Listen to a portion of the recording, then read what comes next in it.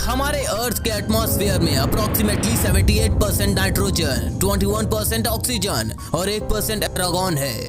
इन gases का मिश्रण हमें और इस अर्थ पर रह रहे हर एक जीव, यहाँ तक कि पेड़ पौधों को भी जिंदा रखता है। लेकिन क्या 21% ऑक्सीजन हमारे लिए काफी है? हाँ, काफी है, तभी तो हम लोग जिंदा हैं, वरना कब का टपक गए होते। हमारी बॉडी को 90% एनर्जी ऑक्सीजन से मिलती है, दौड़ने, भागने, यहाँ तक कि शांति से बैठकर बातचीत करने की। इस अर्थ पर लगभग हर एक जिंदा जीव सांस लेता है। एक काम करो, एक लंबी सांस लो।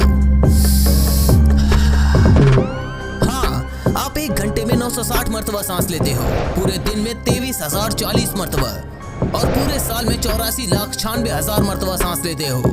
बस इतना ही नहीं, अगर आप 80 साल तक जिंदा रहते हो तो आप 67,27,68,000 मरतबा सांस ले चुके होगे। ये सारा डाटा गूगल से लिया हुआ है।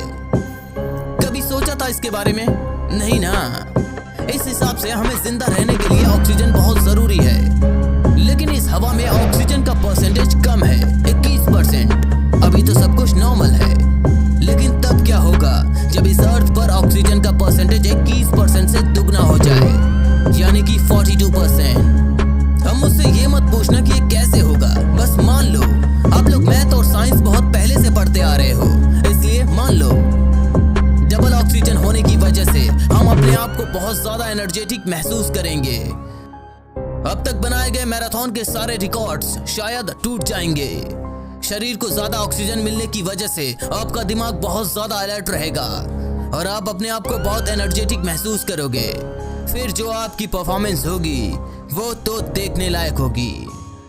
आपके ब्लड सेल्स में मौजूद न्यूट्रोफिल्स, जो किसी भी इन्फेक्शन से लड़ते हैं, वो और भी ज्यादा ताकतवर हो जाएंगे, जिससे आपकी कटी चली बीमारियां बहुत जल्दी ठीक होंगी। आप जैसे सुपरमैन ही बन जाओगे। ओह, एक मिनट, इसके कुछ साइड इफेक्ट्स भी हैं। शरीर को ज्यादा ऑक्सीजन मिलने की वजह से आपको लॉन्ग टर्म बीमारियां भी हो सकती हैं, जैसे हार्ट डिसीज और कैंसर।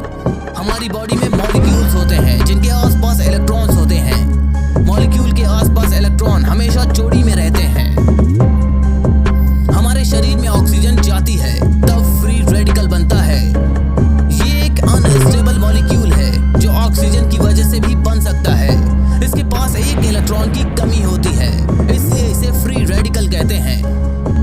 ये खतरनाक है, जिसकी वजह से आपको बहुत सारी बीमारियां हो सकती हैं, कैंसर, और इनसे आंखों का रेटिना भी खराब हो सकता है, यहाँ तक कि आपका डीएनए भी खराब हो सकता है।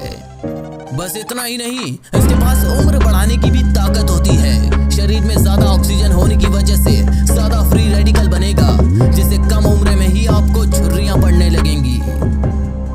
अब बताओ, ज्यादा ऑक्सीजन लेकर हीरो बनना चाहोगे या फिर नॉर्मल ऑक्सीजन में ही रहना चाहोगे?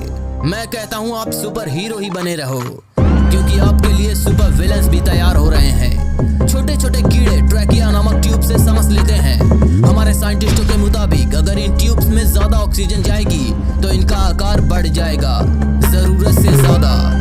300 मिलियन ईयर्स एगो, तब के टाइम पर अर्थ के एटमॉस्फेयर में 30% ऑक्सीजन हुआ करती थी, जिसकी वजह से ड्रैगन फ्लाई और ऐसे कीड़े बहुत बड़े बड़े हुआ करते थे। ये कीड़े तो शहर भर में आतंक मचा देंगे।